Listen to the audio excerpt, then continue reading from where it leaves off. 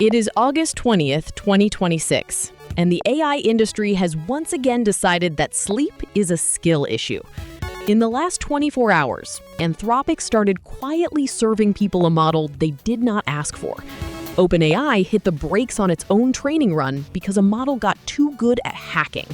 And Claude designed a drug from scratch with no chemistry tools because nobody gave it any. Grab your coffee. Start with the one everybody cares about.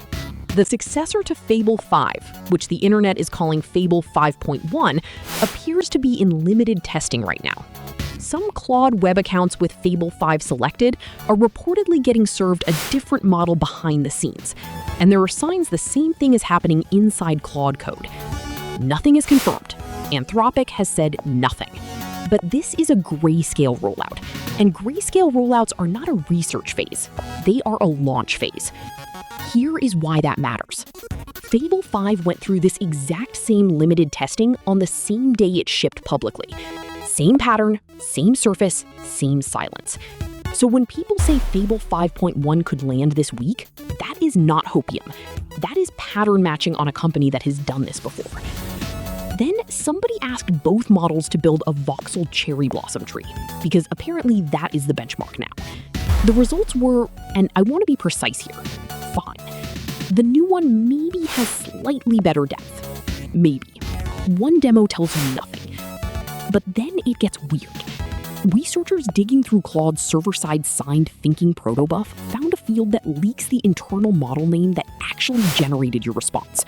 Requests sent to the Fable 5 slug are apparently coming back from something called Claude Kettle. The picker says Fable 5. The API says Fable 5. The Protobuf says Kettle. Somebody put the real answer in a debug field and shipped it. Classic. Kettle could be a boring deployment revision.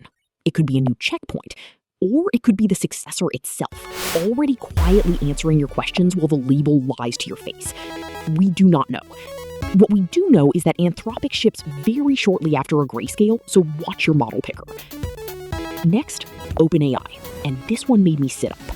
OpenAI is temporarily pausing reinforcement learning training on its latest deployment models for 2 weeks, while its largest planned frontier run stays on hold. When a company that ships on vibes voluntarily stops training, you read the reason twice.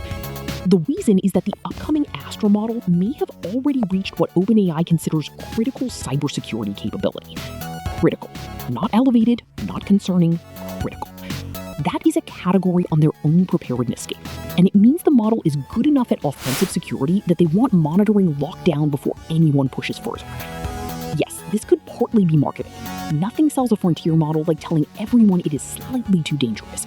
But it lands right after the OpenAI Hugging Face security incident, and the response is not a blog post and a shrug. They are hardening research environments, isolating risky workloads, and running much more aggressive monitoring on anything at high capability or above. So naturally, everyone concluded Astra is delayed. Then Sam Altman posted on X saying they still expect to ship great new models soon, and the impact is only for further out releases. Read that carefully. The models about to ship are not the models being held back. The pause is aimed at whatever comes after Astra. And here's the part that should get your attention. OpenAI says it determined on August 7th that Astra may have crossed that threshold, which means Astra is not a roadmap slide. It exists, it is being evaluated, and internally it is capable enough to trip a safety category. Sam tried to calm everyone down and accidentally raised the hype scene. Speaking of raising the scene, Anthropic dropped the most science fiction update of the day. Claude was told to design a novel protein binder from scratch. A binder is the molecule that latches onto a specific target in the body, and getting one right is the first step in building an actual drug. Claude did this for 14 out of 15 biological targets. Now, the detail that makes this insane. Claude was not handed a protein design model. It was not given a frozen parameter. It had no specialized biology tooling at all. It built its own tool from scratch out of whatever was already in its weights. The model behind it was reportedly a 10 trillion parameter system, and the designs it produced were physically synthesized and tested in a lab by Adaptive Bio and Twist Bioscience.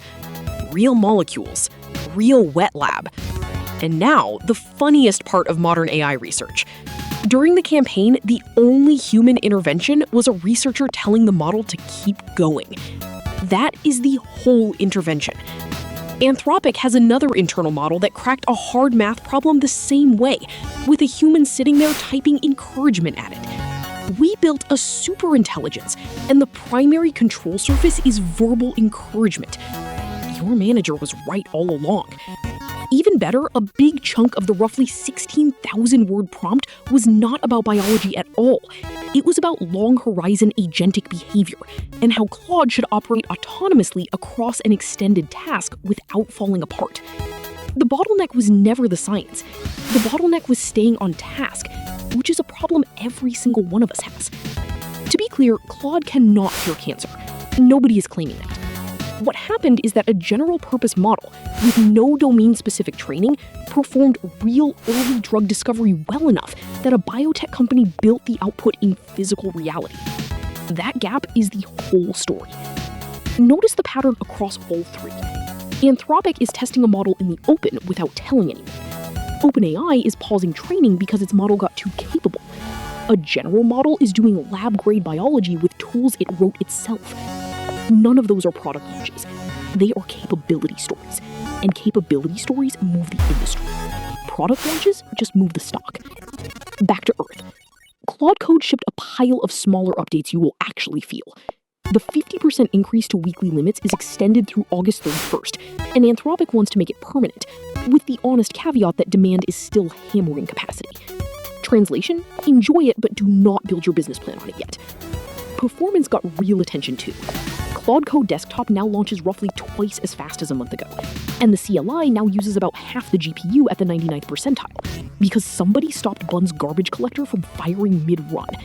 That is somebody actually profiling instead of guessing.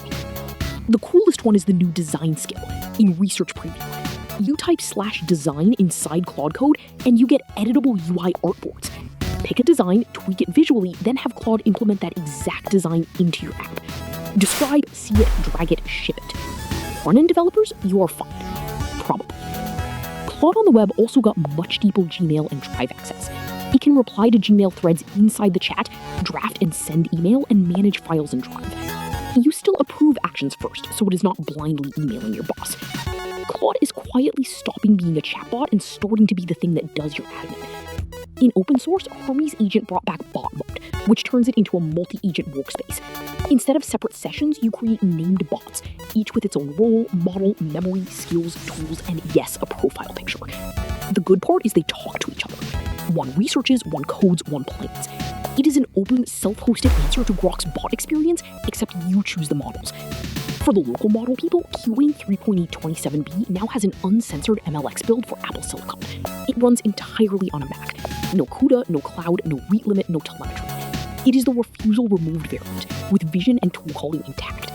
Removing the safety layer moves the responsibility onto you, not the model. Google is cooking too, mostly on boring stuff that decides whether people actually use your brand. Gemini Live is reportedly getting a guided vision mode that uses your camera to walk you through what it sees. The Gemini app is getting projects, so you can group files and conversations instead of scrolling for that one chat. And Spark may get its own memory. The bigger one is Google's computer use feature, spotted in testing inside the Gemini desktop app. Spark will control other applications and which folders you grant it. They are reportedly adding a backup option that copies your files to Drive before Gemini modifies them, which is exactly the safeguard you want before handing an agent wide access. Somebody at Google has clearly deleted the wrong folder. Before. Finally, Cerebras announced CS4, and this thing is an absolute unit. They are talking about eventually running models as large as 10 trillion parameters at roughly 1,000 tokens per second. Read that again. Frontier-scale models generating faster than you can read, which changes what agentic workflows feel like. Because right now, most of agentic coding is watching a spinner. Will you touch one? No, they cost a fortune. But the labs renting them are why your model feels fast next year. Put it together, and the theme of the day is agents getting hands. Claude gets your inbox and your drive. Gemini gets your desktop and your folders. Hermes gets a whole team of bots. A year ago, the argument was whether these models could reason. Nobody is having that argument today.